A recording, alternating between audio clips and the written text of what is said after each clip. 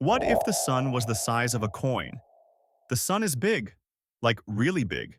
You could fit 1.3 million Earths inside it. But what if we shrunk it down, way down, to the size of a small coin? Where would Earth be? What would the solar system look like? And most importantly, would we survive? Spoiler, no. But the journey there is interesting. Let's set up our tiny solar system. The sun's actual diameter is about 1.4 million kilometers. A small coin, say a US penny, is about 19 millimeters.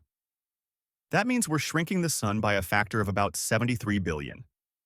If we shrink everything by the same amount, Earth becomes incredibly tiny, about 0.17 millimeters. That's roughly the width of a human hair. You couldn't even see Earth without a magnifying glass.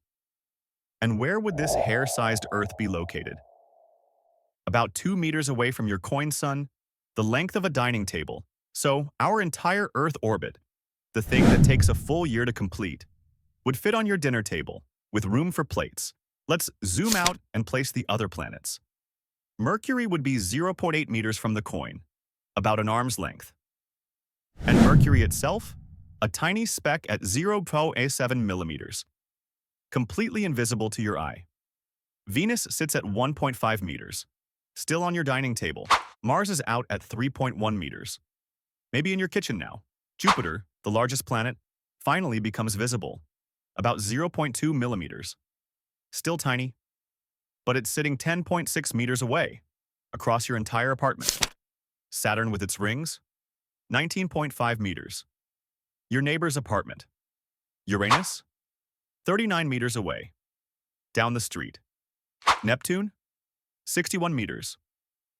Almost a city block away, and Pluto, that tiny dwarf planet, sits 80 meters from your coin sun, the length of a football field. Your entire solar system, from pocket-sized sun to microscopic Pluto, fits inside a small neighborhood. Okay, but what about the next nearest star? Alpha Centauri is 4.37 light-years from our sun. In our coin-size scale, that becomes 580 kilometers away. Your coin is on your desk. The next coin, the nearest other star, is in another city, probably several cities away, and the space between, completely empty. No planets, no light, nothing. Space is mostly nothing, and shrinking it down makes that painfully clear. Now the important question. If we actually shrunk the sun to a coin, what happens to us? Well, it depends on how we shrink it. Option 1. We shrink the sun but keep all its mass. Congratulations! You've made a black hole. The sun's mass compressed to coin size would collapse space-time itself. Earth would spiral in and be destroyed almost instantly. Option 2. We shrink the sun and reduce its mass proportionally. Now you have a tiny, cold ember. It would produce almost no heat or light. Earth would freeze within hours. Temperatures would drop to minus 200 degrees Celsius within a week. Option 3. We shrink only the size but keep the energy output magically the same. The coin would be brighter than a nuclear explosion. You couldn't look at it. It would vaporize anything nearby. None of these options are good.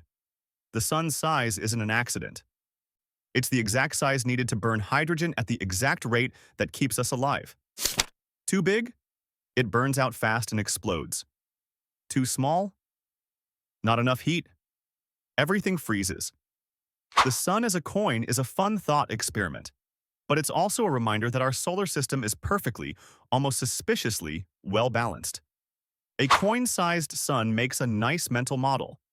Just don't actually try it. The paperwork alone would be a nightmare.